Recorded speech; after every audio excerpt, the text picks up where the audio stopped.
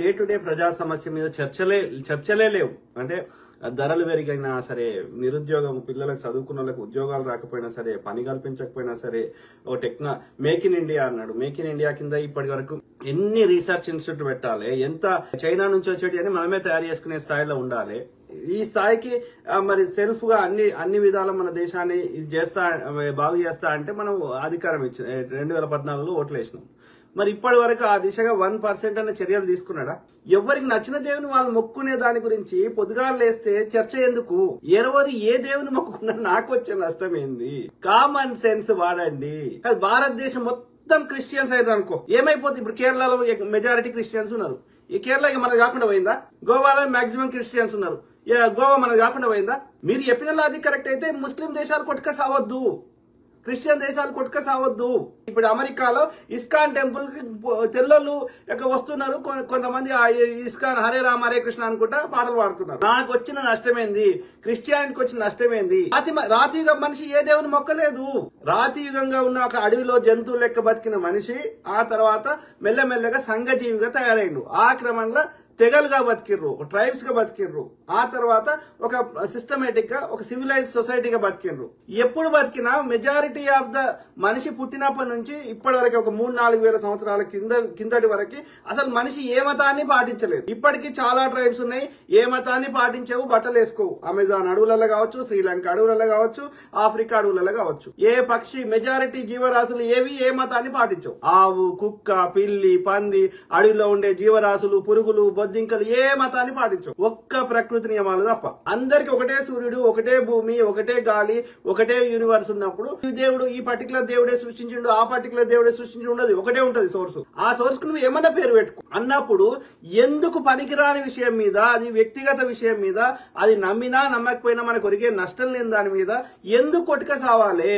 అంటే ఒకటే ఏమర్థమవుతుంది, ఈ మతంలో ఉంటే బ్రాహ్మణికి వాళ్ళకి రావాల్సిన వాటాలు మూటాలు వస్తాయి, వేరే మతం మారితే ఆ పాస్టర్లకు రావాల్సిన వాటాలు మూటాలు వస్తాయి. అంటే మీకు మా అనార్యుల మీద, ఈ మూలవాసుల మీద వచ్చేటువంటి సొమ్ము పాస్టర్లు పంచుకోవాలన్నా లేకపోతే బ్రాహ్మణులు పంచుకోవాలని గొడవ జరుగుతుంది ఇక్కడ, అంతే. లేకపోతే ఎవరు ఏ మతం కన్వర్ట్ అయినా సామాన్యులకు వచ్చే నష్టం ఏంది? వారు వేరే మతమైనా ముస్లిం అయినా కానీ నీ కోటేస్తారు కదా, క్రిస్టియన్ అయినా నీ కోటేస్తారు కదా. లేకపోతే ఇవాళ సికింద్రాబాద్ ఎట్లా గెలుస్తాడు కిషన్ రెడ్డి? ఇలా లేకపోతే ఆ యొక్క నార్త్ ఈస్ట్ రాష్ట్రాల్లో ఎట్లా గెలుస్తారు బీజేపీ వాళ్ళు? సౌత్ ఇండియాలో గెలుస్తలేరు కదా, మరి మొత్తం హిందువులు ఉన్న రాష్ట్రాలు కూడా గెలుస్తలేరు కదా. ముస్లిం రాజులు పరిపాలించారు. ఈ యొక్క అక్కడ వెస్ట్ బెంగాల్ గానీ, ఇక్కడ హైదరాబాద్ గానీ వందల సంవత్సరాలు మేము ఏ సమస్య లేకుండా బతికినాం కదా. సో మేము వేల సంవత్సరాల నుంచి అన్నదమ్ములే కలిసి అలవాటు చేసుకున్నాం. ఎండ్ ఆఫ్ ద డే మనుషులం. నా ఇంటికాడ మతం ఉంటది, లేదంటే నా గుళ్ళ మతం ఉంటది, నా చర్చిల మతం ఉంటది, లేదంటే నా ఇంటికాడ ఉంటది, నా మసీదుల మతం ఉంటది, లేకపోతే నా ఇంటికాడ ఉంటది. అంటే ప్రార్థనా స్థలాల్లో మతం ఉంటది, లేదంటే ఇంట్లో ఉంటది. ఒకసారి నేను సంఘజీవిగా బయటకు వచ్చినా అంటే అందరికి వర్తించేది డాక్టర్ బాబాసాహెబ్ అంబేద్కర్ గారు రచించినటువంటి భారత రాజ్యాంగం మాత్రమే. ఎవరైనా 60 కిలోమీటర్ల కంటే ఎక్కువ స్పీడ్ పోవద్దు అంటే పోవద్దు, అంతే. ముస్లింలకి వేరే స్పీడ్ ఉంటది, క్రిస్టియన్లకు వేరే స్పీడ్ ఉంటది, హిందువులకు వేరే స్పీడ్ ఉండదు. అట్లా సపరేట్ గా నేను సూర్యుడు ముస్లింల కోసం సపరేట్ గా ఎండ కొడతా, ఇంకోరికి సపరేట్ గా ఎండ కొడతా, ఎవరు చూడనప్పుడు కొడతా, క్రిస్టియన్స్ మీద వర్షం పడిస్తా, అట్ ద సేమ్ టైం అట్లా చేయదు ప్రకృతి. కొందరి కోసం స్పీడ్ గా తిరుగుతా, కొందరి కోసం తక్కువ తిరుగుతా, ఉండదు అట్లా. ప్రకృతి ఎవరిని డిఫరెన్షియేట్ చేయనప్పుడు, అందరిని ఈక్వల్ చూసినప్పుడు ఉన్నదానికంటే ఉన్నతంగా బతకడానికి కొందరికి ఈ నియమాలతో బతికితే మంచిగా ఉంటుందిరా అని చెప్పారు. అది నచ్చిన అది పాటించారు. అదొక జీవన విధానం. అవి నచ్చినా నచ్చకపోయినా ఎవరైనా ప్రకృతి ధర్మాలు పాటించాల్సిందే. ఏ మతంలో కూడా తల్లిని తిట్టుపో, అబద్ధం ఆడిపో, వాడిని చంపుపోని ఏ మతం చెప్పది. అట్లా చెప్పితే అది మతమే కాదు. అర్థమైందా? ఒక్క ఈ సనాతన ధర్మం తప్ప మిగతా ఏ మతంలో హింస లేదు. హిందూ మతంలో హింస లేదు, అహింసనే. ఓకే, బుద్ధిజము, జైనిజము, అజీవకాలు అహింసనే. ఏ మతం అనే తీసుకో, ఇస్లాంలో లేదు, క్రిస్టియానిటీ లేదు. శాంతి, సహనం ఇవే ఉన్నాయి. ఒక్క ఈ బ్రాహ్మణుడు పెట్టిన చెత్త తప్ప. అశోకుడు హింస ఏలే. అర్థమైందా? అశోకుడు హింసను చూడలేక ఈ బుద్ధిజంలోకి పోయిండు. సో హింసను ప్రేరేపిస్తుంది నాటి నుంచి నేటికి ఈ బ్రాహ్మణులు మాత్రమే. ఆ బ్రాహ్మణులకి ఈ యొక్క మన భారతదేశానికి సంబంధం లేదు. ఇలా ఏవైతే హిందూ స్క్రిప్చర్స్ అంటున్నారో, రామాయణ మహాభారతం, అవి హిందూ స్క్రిప్చర్స్ కాదు కాదు కాదు కాదు. 1,00,000 సార్లు చెప్తా, 1,00,00,000 సార్లు చెప్తా. అవి పక్కా అప్పుడు పర్షియా దేశం పెద్ద దేశం, ఆ మధ్య ఆసియా నుంచి వాళ్ళ చెత్తను వాళ్ళు రాసుకున్న చెత్తని మన మీద ఇవే హిందూ స్క్రిప్చర్స్ అని రుద్దుతారు. కావు కావు కావు అలా హిందూ శబ్దం ఏదైనా చూపెట్టండి, నేను ఏ బాయిలో దుంకుమంటే దుంకుతా, నీళ్ళని బాయిలో దుంకుమంటే దుంకుతా. అర్థమైందా? అది సనాతన అధర్మం. కరెక్ట్. ఇరాన్కి పోయిరండి, అక్కడ అగ్ని పూజ చేస్తారు. ఈ జొరాస్ట్రియన్స్ కల్చర్ తెలుసుకోండి. పార్సీలది ఆరియన్స్, వాళ్ళు మన దేశ పనులు కాదు. ఇరాన్ దేశం పేరే ఆర్యనే, ఇరానే. సంస్కృతంలో అన్ని పదాలు ఓల్డ్ పర్షియాలు ఉంటాయి, అవస్థలు ఉంటాయి, జెండ్ అవస్థలు ఉంటాయి. అర్థమైందా? అది ఎవరిది? ఈ అవస్థ ఎవరిది? జొరాస్ట్రియన్స్, పార్సీలది. అర్థమైందా? ఇరానీలను కూడా పార్సీలే అంటారు, ఇరాన్లను కూడా ఫాసీ అంటారు. సో అది మన దేశ పనులు కాదు. వాళ్ళు ఈ దేశం మీద ప్రేమ ఉండదు. ఇంకో ఆర్యన్కి చంపేస్తే వానికి బాధ అవుతుంది, అనార్యన్కి మూలవాసిని చంపేస్తే ఏ బాధ కాదు. ఆ భారతదేశంలో ఉన్న ముస్లింస్ అయినా క్రిస్టియన్స్ అయినా వాళ్ళు కూడా అనారీలే. ఈ బ్రాహ్మణ్ యొక్క వివక్షను తట్టుకోలేక కన్వర్ట్ అయిన వాళ్ళే. మాట్లాడండి. పిల్లలకి మంచి క్వాలిటీ ఎడ్యుకేషన్ కావాలి, మాట్లాడండి. నా కొడుకుని అమెరికాకు పంపిస్తా, నా బిడ్డని యూకేకి పంపిస్తా కాదు, అక్కడ ఏమేమి ఉన్నాయో నా దేశంలో చేసుకుంటా అనండి. లేవా మన దగ్గర పైసలు లేవా, రిసోర్సెస్ లేవా? అక్కడ నాసాలో పనిచేసే సైంటిస్టులు మనోళ్ళే అన్నప్పుడు ఆ సైంటిస్టులు మన దేశం కోసం పనిచేయలేరా? అమెరికాలో పనిచేస్తున్న ఐటీ కంపెనీలు మనోళ్ళే అన్నప్పుడు వాళ్ళకున్న తెలివితేటలు మన దగ్గర వాడలేరా? మరి అమెరికాలో పనిచేసే శక్తి ఉన్న మన దగ్గర ఎందుకు చేస్తలేరు? అంటే అమెరికా ప్రొవైడ్ చేస్తున్న ఆ యొక్క ఫెసిలిటీస్, ఆ బేసిక్ ఇన్ఫ్రాస్ట్రక్చర్ మనం చేస్తలేమని అర్థం. వాళ్ళ నాలెడ్జ్ మనం యూజ్ చేసుకోలేకపోతున్నాం. దాని గురించి ఆలోచించండి, వాటి గురించి చేయండి.